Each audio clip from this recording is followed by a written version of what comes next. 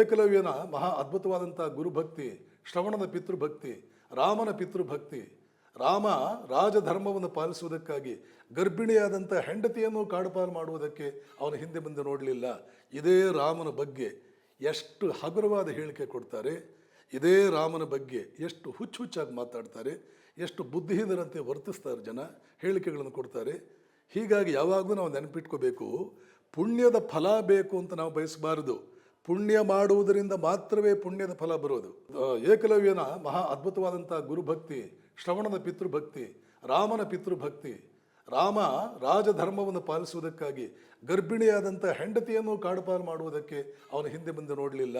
ಇದೇ ರಾಮನ ಬಗ್ಗೆ ಎಷ್ಟು ಹಗುರವಾದ ಹೇಳಿಕೆ ಕೊಡ್ತಾರೆ, ಇದೇ ರಾಮನ ಬಗ್ಗೆ ಎಷ್ಟು ಹುಚ್ಚಾಗಿ ಮಾತಾಡ್ತಾರೆ, ಎಷ್ಟು ಬುದ್ಧಿಹೀನರಂತೆ ವರ್ತಿಸ್ತಾರೆ ಜನ, ಹೇಳಿಕೆಗಳನ್ನು ಕೊಡ್ತಾರೆ. ಹೀಗಾಗಿ ಯಾವಾಗಲೂ ನಾವು ನೆನಪಿಟ್ಕೋಬೇಕು, ಪುಣ್ಯದ ಫಲ ಬೇಕು ಅಂತ ನಾವು ಬಯಸಬಾರದು. ಪುಣ್ಯ ಮಾಡುವುದರಿಂದ ಮಾತ್ರವೇ ಪುಣ್ಯದ ಫಲ ಬರೋದು.